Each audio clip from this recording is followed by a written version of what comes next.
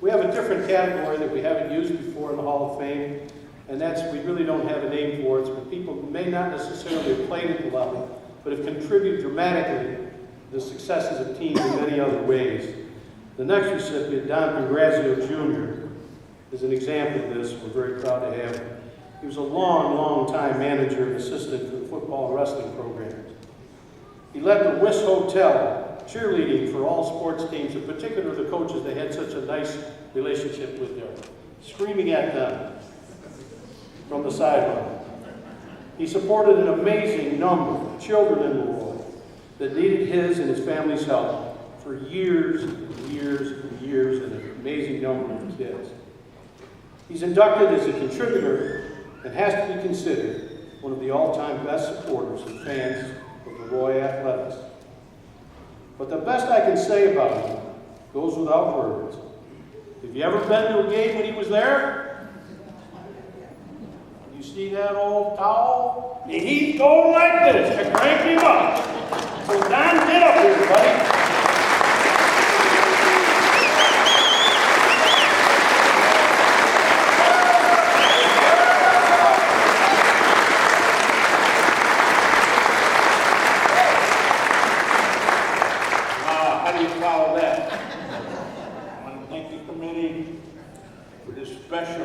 Special honor.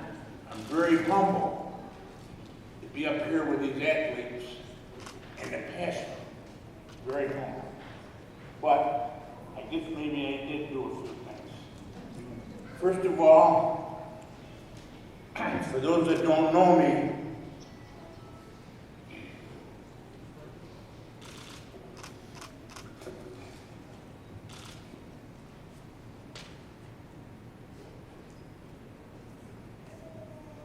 I didn't score any touchdowns, I didn't hit any home runs, but I did marry my best friend, Joanne, 56 years ago.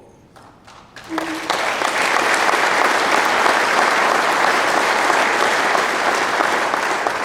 raised our 4 children. Along comes a telephone call.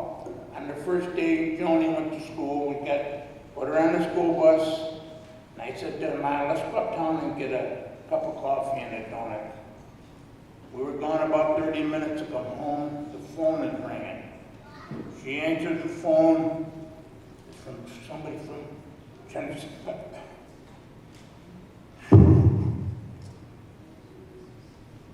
Genesee County was calling. They had a problem. They had 3 siblings.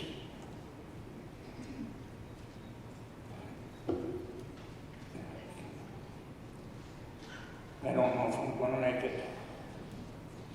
They had 3 siblings that needed a home immediately. Maybe yesterday, maybe 2 days ago, but they were in trouble. And my good friend Mike walks out there with that Irish smile. He was doing some work for the county. He told him, "I know a family in LeRoy, strong family, 2 strong families, his and hers. They might be able to help you with them children." So Joanne got the call. We got 3 siblings, need a home for a couple of days, a couple of weeks, maybe it's going to be a month. Can you do it? She said, "Well, I don't have 3 beds for, but I got a studio couch that pulls out and it'll make a bed." And they told her that would do.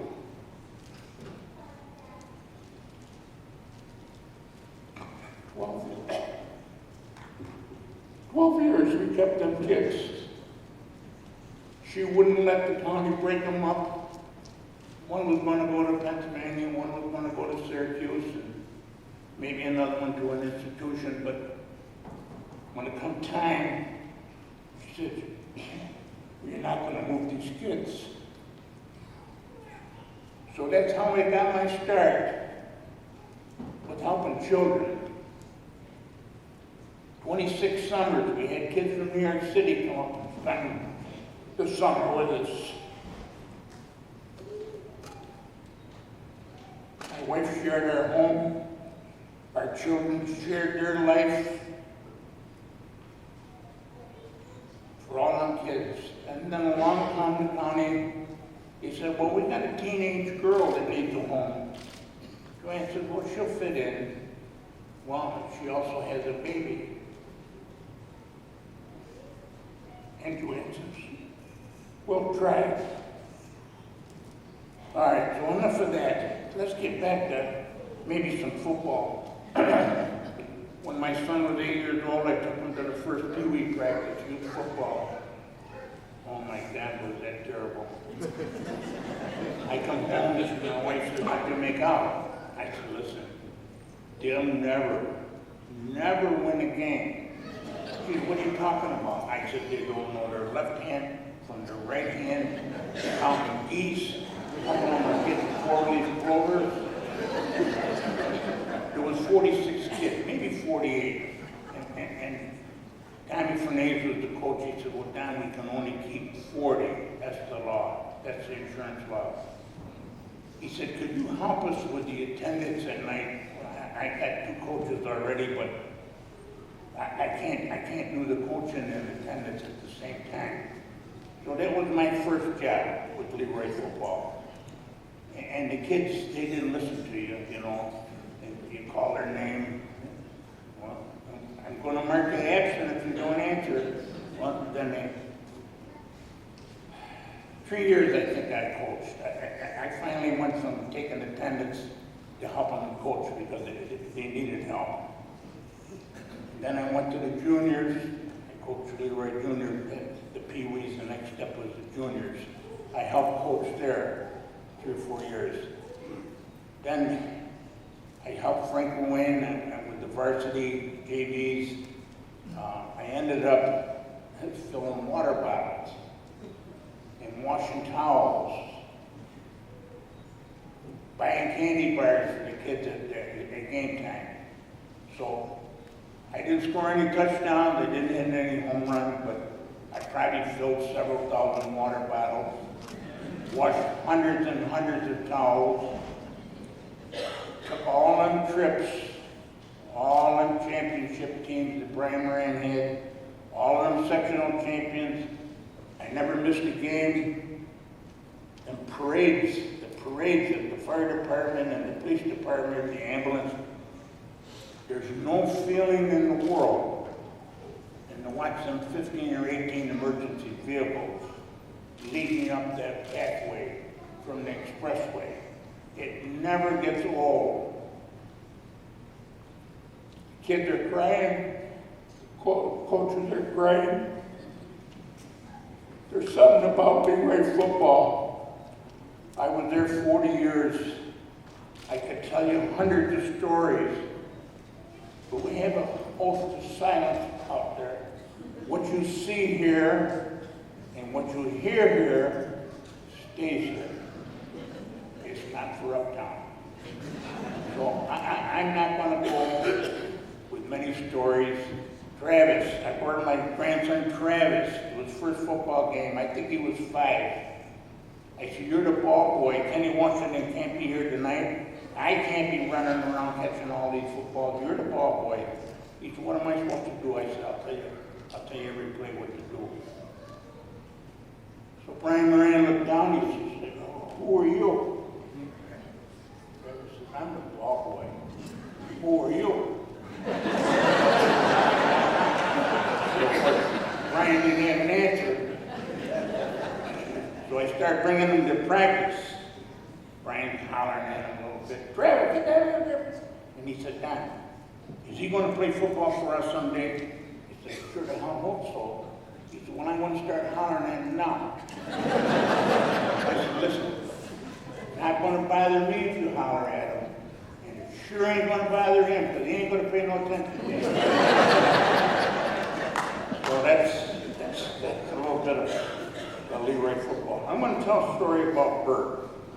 That's my nephew, Bert Pangrazio. He played football for LeRoy, was a big star. Went on to the Naval Academy, tried out for the freshman team. He didn't make it. What an eye-opener that was for him. He asked the assistant coach, what happened? He said, well, go home get a little bigger, and you can try it again. Well, he got bigger. He got bigger. Next year he went out, knocked hell out of everybody. So when it come time to list the 6 or 8 kids, freshmen they were going to take, Bert's name was not mentioned. So after everybody left, Bert says, Coach, no disrespect, but can I ask you what happened? Who had the best camp out here? He said, well, you did. I had the best camp, and I don't get a position. Could I ask you to explain that to me? And the assistant coach told him, listen, head coach says for me to pick out 6 or 8 freshmen and give them a uniform. You're not a freshman. You got a problem with that, Bert? Bert says, yes, I do. He said, the coach's office is down, 2 doors down on the right. Knock on that door and tell him. Well, you should know. Bert goes down there. Knocks on the door, come on in. He said, I'd like an explanation, sir, no disrespect, but I'd like an explanation on how I didn't make that team. I just talked to the assistant coach, whatever his name was. He said, I had the best camp. And I didn't get picked because you told him to give 6 freshmen a uniform. So the head coach, he looked at Bert, he said, you want to play football for Navy? Yes, I do.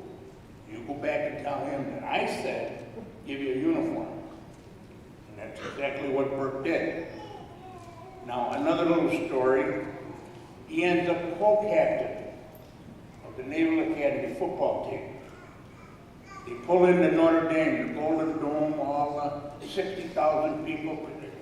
He gets off the bus, and the female reporter's got the mic in his face, another guy, Sir, can we ask you, how scary, what's the feeling of you bringing your team in here, seeing all these people, how scared are you? Bert looked at her and he said, listen, where I come from, we play Caledonia every year. Sometimes twice. That's scary.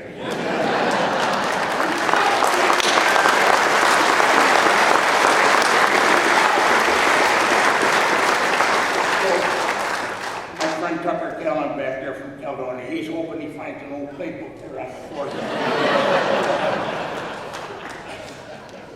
So the female reporter says to the male reporter, what did he say? I don't know. But that's LeRoy football. Caledonia is scarier than Notre Dame University. And that's the feeling. But let me see, I did make it through this. The New York State Championship game we went to, what a thrill that was. We won. We went to the spaghetti factory. We fed our faces full. The next time we go, we get beat the last play of the game. Traumatic. What an experience that was. So Travis and I cleaned up the field. We're going up into the Syracuse Dome, and they had a little cubicle for different teams with a curtain. And there's crying in there. And there's people throwing up in there. And Travis says to me, Papa, what happened? I said, don't go in there, Travis. But you take a look. Take a look on what's going on in there. 2 brothers, one of them puking in a pail. The other one wanted to get his head in there and throw up also. He had the dry heaves. He puked in his helmet. That's the feeling. That's the feeling. Travis said, what happened? I said, don't let that happen to you. Don't say nothing, just watch him. Don't let that happen to you. And when he told Coach, he said, I'll clean the helmet, Coach. Coach almost wanted to get sick. That's LeRoy football.